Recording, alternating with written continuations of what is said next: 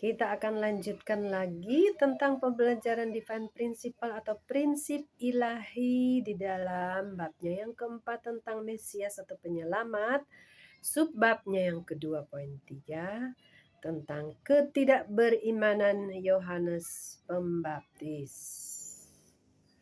Selama ini kita sudah tahu bahwa Yohanes itu sangat mulia. Sekarang terungkap apa yang menjadi kegagalan Yesus disalibkan adalah dari pengantara atau misi sebagai Elia yang gagal, yaitu di dalam diri Yohanes. Banyak di antara para pemimpin Yahudi dan orang-orang pada saat itu di zaman Yesus telah menghormati, menaruh hormat yang tinggi kepada Yohanes Pembaptis. Bahkan beberapa di antaranya mengira kalau dia itulah Mesias. Lukas 3 ayat 15, Yohanes 1 ayat 20. Kita boleh buka. Jadi mereka kira Yohanes itu adalah Mesias. Jika Yohanes Pembaptis menyatukan dirinya dengan Yesus dan dia mengerti dan dia mengakui bahwa dirinya itulah Elia yang dinantikan orang Israel, orang Yahudi pada saat itu, maka sama seperti kesaksian Yesus, mereka yang dengan cemas menanti-nantikan Mesias, mereka semua akan rela mempercayai kesaksian Yohanes Pembaptis dan mereka akan berkumpul kepada Yesus. Mereka akan datang dan Elia atau Yohanes yang membuka jalan bagi Yesus memperkenalkan siapa Yesus itu dan mereka akan datang, murid-muridnya Yohanes, orang-orang jemaatnya Yohanes itu akan datang seperti ajakan Yohanes. Inilah Mesias itu, ikutilah dia. Bukan jalan engkau jalan depan, aku jalan belakang, jalan yang terpisah. Harus bersama-sama. Dan sebaliknya karena kebodohan Yohanes atas providensi Allah yang mengantarkannya untuk berkeras bahwa dia bukanlah Elia, ini telah menjadi alasan bagi orang Yahudi untuk menolak Yesus, untuk tidak mengikuti Yesus. Kalau kita lihat di dalam Matius 3 ayat 11, kesaksian Yohanes Pembaptis untuk Yesus di Sungai Yordan. Aku membaptis kamu dengan air sebagai tanda pertobatan. Tetapi ia yang akan datang kemudian, maksudnya Yesus ini, yang akan datang kemudian daripadaku, lebih berkuasa daripadaku, dan aku tidak layak melepaskan kasutnya pun. Ia akan membaptiskan kamu dengan Roh Kudus dan dengan api. Ini adalah nubuatan yang diberikan Yohanes Pembaptis bagi mereka yang menanti-nantikan. Tetapi setelah datang yang dinubuatkan ini, dia pun tidak tahu, dia pun tidak percaya karena konsep penantiannya berbeda. Di dalam Yohanes 1 ayat 33 sampai 34. Dan aku pun tidak mengenalnya. Tetapi dia yang mengutus aku untuk membaptis dengan air telah berfirman kepadaku, jikalau engkau melihat roh itu turun di atas seorang, di atas kepala seseorang dan tinggal di atasnya, dialah itu yang akan membaptis kamu dengan Roh Kudus. Dan aku telah melihatnya dan memberi kesaksian. Inilah anak Allah. Nah, berarti sudah ada tanda-tanda bahwa Yohanes sudah tahu bahwa Yesus itulah anak Allah karena dia sendiri yang melihat burung merpati turun. Waktu dia membaptis, ada roh turun.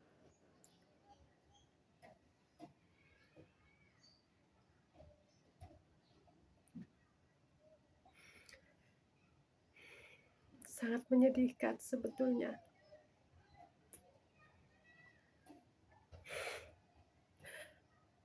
Allah telah mewahyukan kepada Yohanes Pembaptis secara langsung bahwa Yesus adalah Mesias, dan Yohanes memberikan kesaksian tentang pewahyuan ini. Lagi pula dia berkata, "Akulah suara orang yang berseru-seru di padang gurun. Luruskanlah jalan Tuhan." Kita boleh lihat di dalam referensi Alkitab Yohanes 1 ayat 23, Yohanes 3 ayat 23, Lukas 1 ayat 74 sampai 75.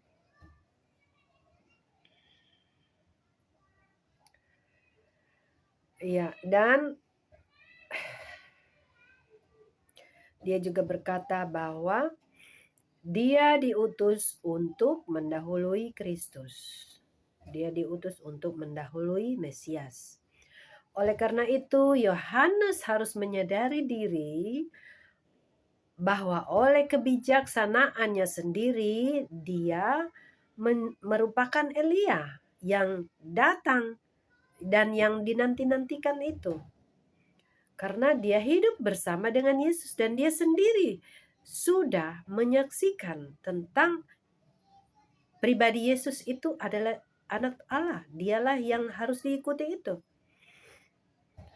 Meskipun Yohanes tidak menyadari kenyataan ini semenjak Allah telah mewahyukan kepadanya bahwa Yesus adalah Mesias, dia seharusnya menerima kesaksian Yesus dan dengan taat dia seharusnya menyatakan dirinya sebagai Elia agar tidak membingungkan orang-orang pengikutnya. Namun Yohanes dalam kebodohannya, dia bodoh terhadap kehendak Allah.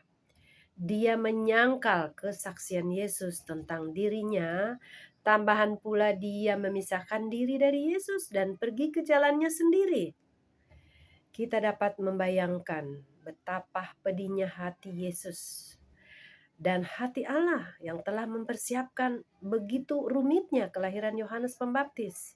Bertahun-tahun Allah mempersiapkan mereka untuk mengirimkan Yohanes dan Yesus. Yesus pergi ke jalan yang berbeda, Yohanes ke jalan yang berbeda. Kita tidak bisa membayangkan kejadian yang sangat menyedihkan ini terbentang di providensi Allah saat itu. Betapa pedih hati Allah melihat putranya dalam keadaan yang sedemikian sulit, tidak ada dukungan dari orang yang telah dipersiapkan untuk membereskan, untuk membersihkan atau untuk membuka jalan bagi Tuhan. Sebenarnya misi Yohanes Pembaptis sebagai seorang saksi bagi Yesus itu telah berakhir ketika dia membaptis Yesus dan memberi kesaksian tentang diri Yesus. Apakah yang seharusnya menjadi misinya setelah dia membaptis dan melihat Roh Kudus turun, Roh Allah turun di atas Yesus? Pada saat kelahiran Yohanes, ayahnya Sakaria dipenuhi dengan Roh Kudus. Waktu itu bernubuat mengenai misi putranya, yaitu untuk melayani Mesias. Dan dia berkata, Ia mengaruniai kita supaya kita dapat beribadah kepadanya tanpa takut dalam kekudusan dan kebenaran di hadapannya seumur hidup kita. Ya, referensi Alkitab tadi. Dalam hal ini, setelah Yohanes Pembaptis membawa kesaksian tentang Yesus, dia mengakui tentang Yesus, dia harus lebih daripada siapapun juga. Yohanes Pembaptis harus melayani Yesus sebagai murid yang pertama dengan kesungguhan sepenuhnya seumur hidupnya. Namun apa yang terjadi? Yohanes meninggalkan Yesus dan pergi membaptis dengan jalannya masing-masing, sendiri-sendiri. Yesus di mana, dia di mana. Tidak heran bahwa orang Yahudi kebingungan, bahkan berpikir bahwa Yohanes adalah Mesias. Para pemimpin mereka juga bertanya-tanya. Mereka sangat bingung. Apalagi dalam satu kejadian, timbullah perselisihan di antara seorang Yahudi yang mengikuti Yesus dengan para muridnya, para murid Yohanes. Mereka bertanya, Siapa yang lebih banyak memberikan pembaptisan di antara guru-guru mereka ini? Di dalam Alkitab,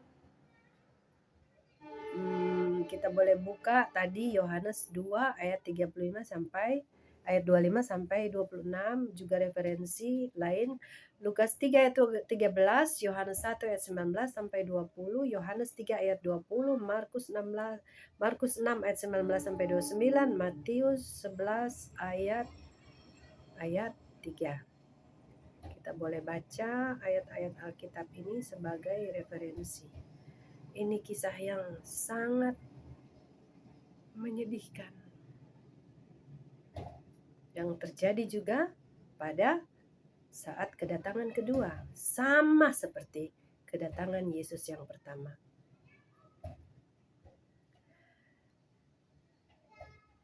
Kita juga dapat melihat dari pernyataan Yohanes, dia harus semakin besar tetapi aku harus semakin kecil. Di dalam referensi tadi sudah baca, kalau memang dia itu Mesias dan saya mengikutinya dan Yohanes mengikutinya, mana mungkin Yesus atau Mesias menjadi besar dan Yohanes menjadi semakin kecil? Sebetulnya di dalam hatinya Yohanes tidak menganggap dirinya sama-sama berbagi nasib dengan Yesus. Dia ingin melakukan misinya sendiri. Jika Yohanes Pembaptis dan Yesus berjalan berdampingan dan sama-sama saling berbagi, kalau mereka merasa saling senasib dan sependeritaan, bagaimana bisa Yohanes harus makin kecil? Dan bagaimana mungkin Yesus akan menjadi semakin besar? Sesungguhnya Yohanes Pembaptis harus menjadi Rasul Yesus yang terdahulu dengan giat menyatakan Injil Yesus, menjadi pengantara. Namun oleh karena kebutaannya maka dia tidak memenuhi misinya. Hidupnya yang sangat berharga untuk dipersembahkan demi Yesus sama sekali hilang oleh peristiwa yang tidak ada hubungan yang berarti. Tadi di dalam referensi kita sudah baca dalam Alkitab bahwa dia menjalani nasib dipancung. Tidak langsung, tetapi itu adalah jalan bagaimana setan mengklaim dia sebagai orang yang terdahulu menyangkal Yesus dan membuat pengikut yang lain dan seluruh orang Yahudi menyangkal dan menyalibkan Yesus. Ya, selama ini kita tidak tahu, tapi ini adalah kisah yang mengungkapkan dari kegagalan kedatangan pertama untuk kita refleksikan supaya jangan terjadi lagi pada kedatangan yang kedua.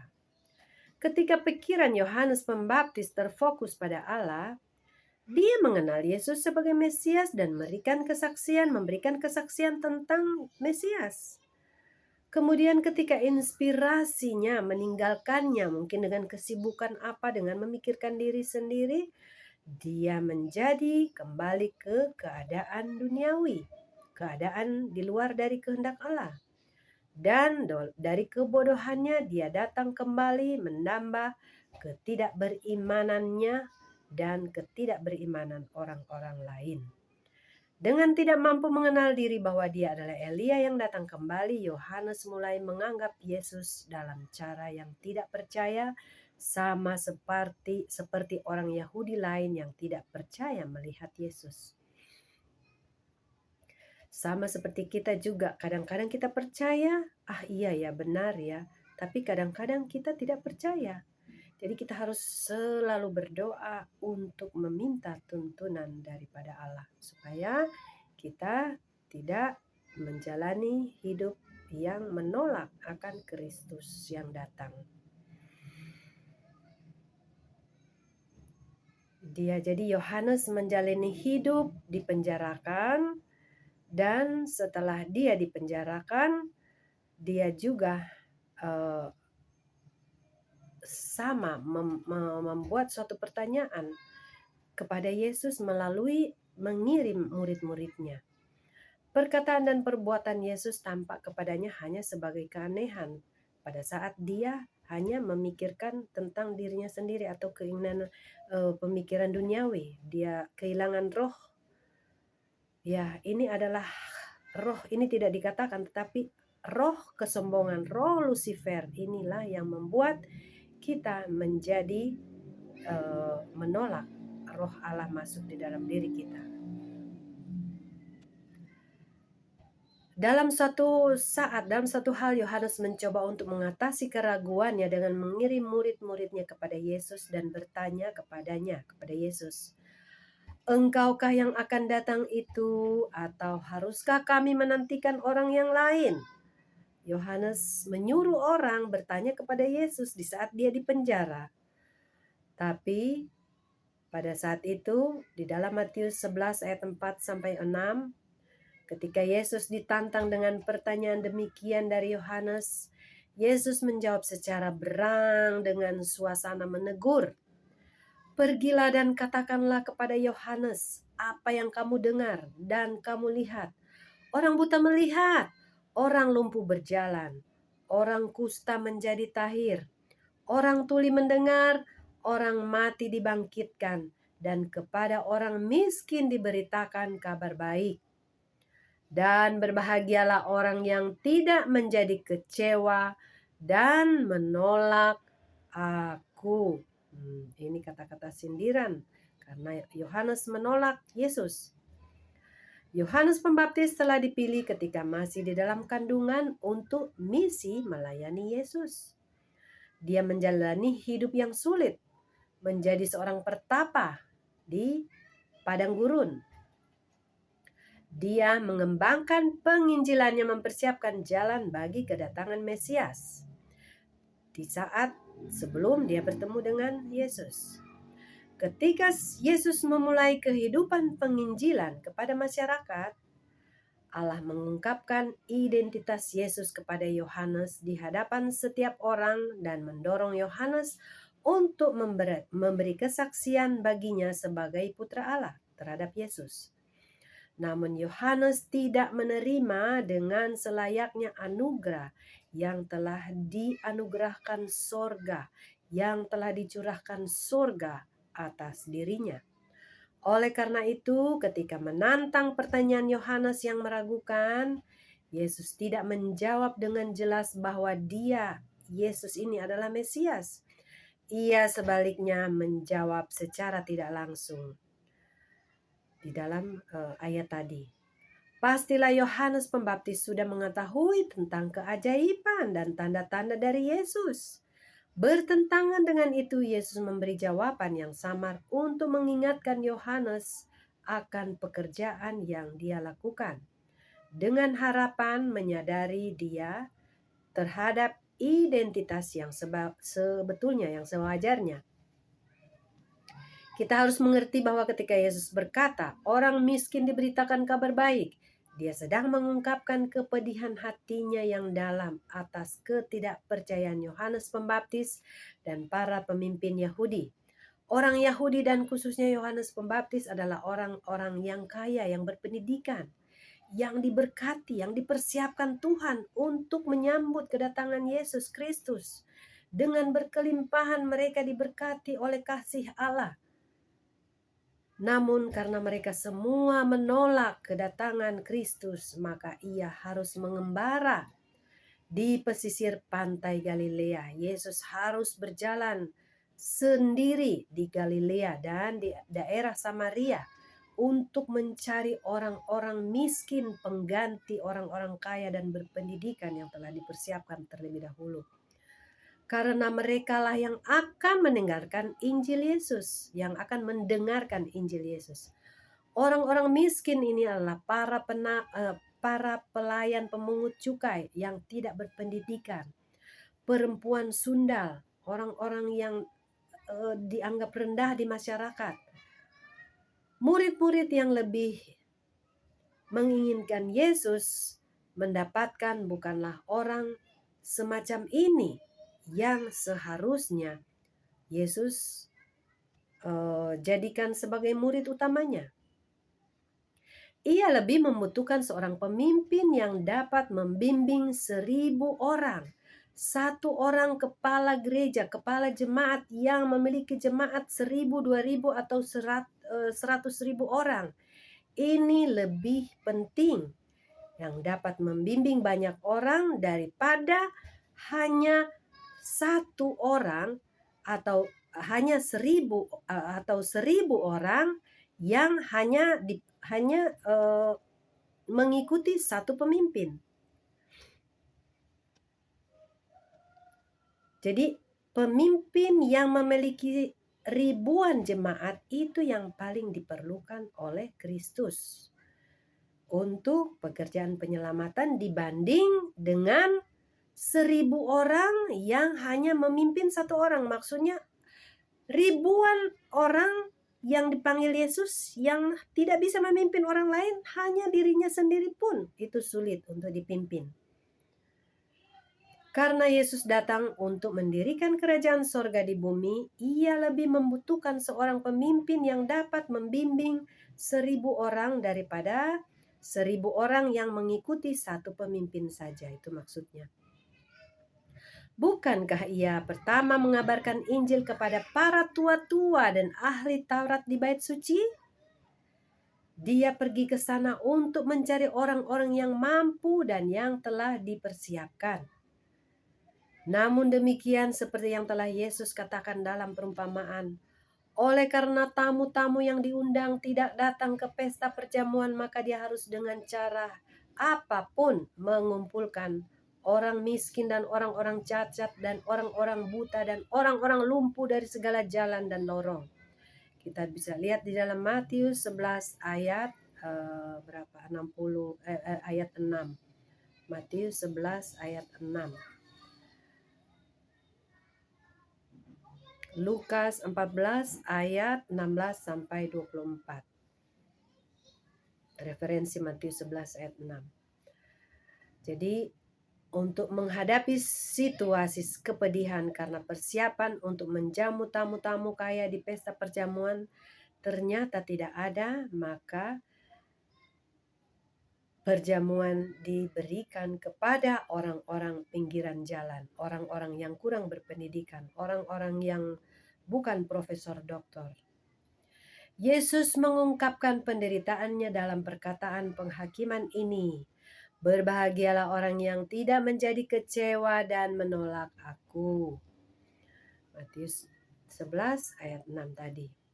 Meskipun Yohanes adalah orang yang sangat diagungkan pada zamannya, Yesus menghakimi kehidupan Yohanes dengan berkata secara tidak langsung bahwa orang yang menolak dia tidak akan diberkati, tidak peduli betapa mulia pun dia adanya.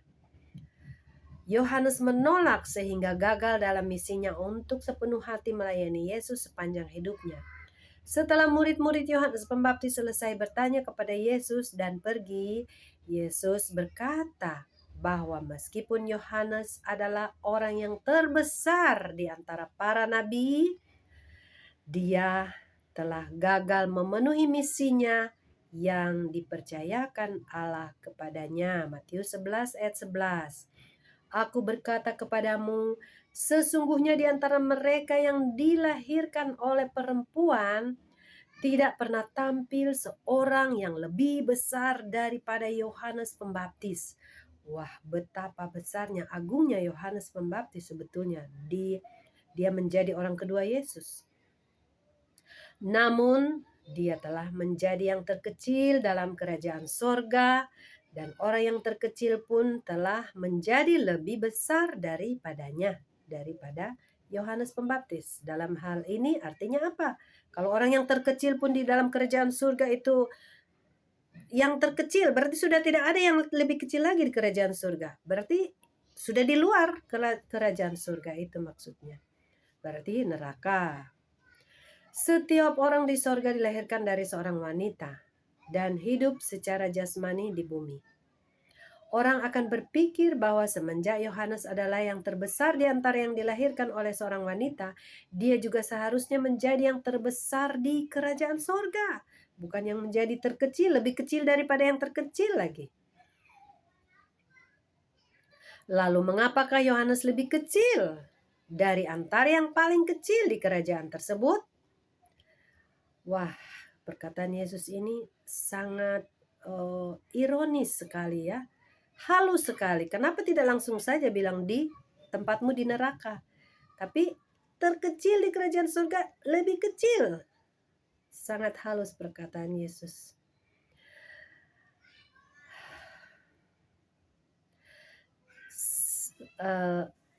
Ya, lalu mengapakah Yohanes lebih kecil dari antara orang yang paling kecil? Sejumlah nabi pada masa sebelumnya telah memberikan kesaksian tentang Yesus secara tidak langsung, melewati waktu yang panjang. Di pihak lain, Yohanes memiliki misi secara langsung memberi kesaksian tentang Yesus. Jika memberi kesaksian tentang Mesias adalah misi utama para nabi, maka tentu saja Yohanes menjadi yang terbesar di antara para nabi. Namun demikian dalam hal melayani Mesias, dia adalah yang terkecil dan semuanya. Setiap orang di kerajaan surga tidak peduli betapa rendahnya dia mengetahui bahwa Yesus adalah Mesias dan melayaninya dengan kesungguhan.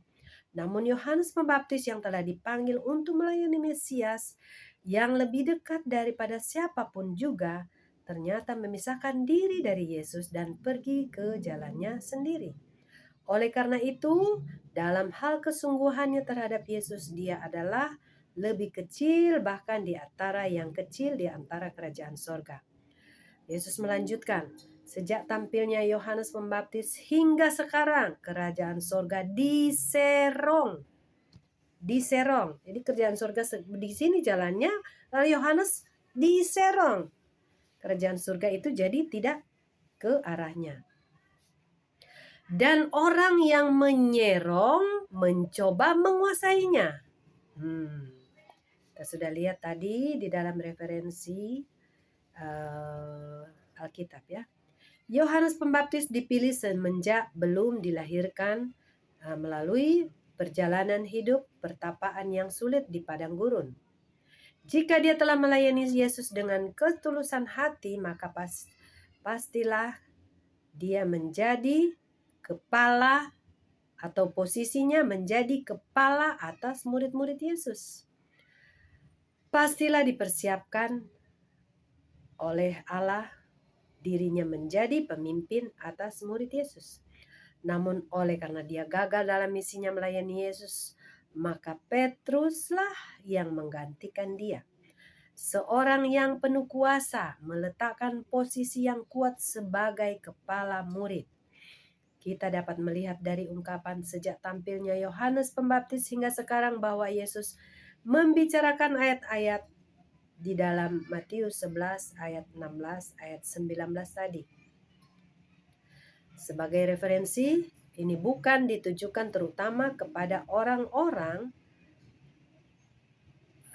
Yahudi secara keseluruhan, tetapi khususnya kepada Yohanes Pembaptis.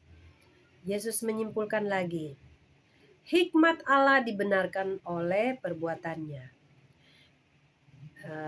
Nanti kita lihat juga referensi ayat-ayat Alkitab di dalam Matius 11 ayat 19, Lukas 1 ayat 17. Kita boleh buka untuk referensi.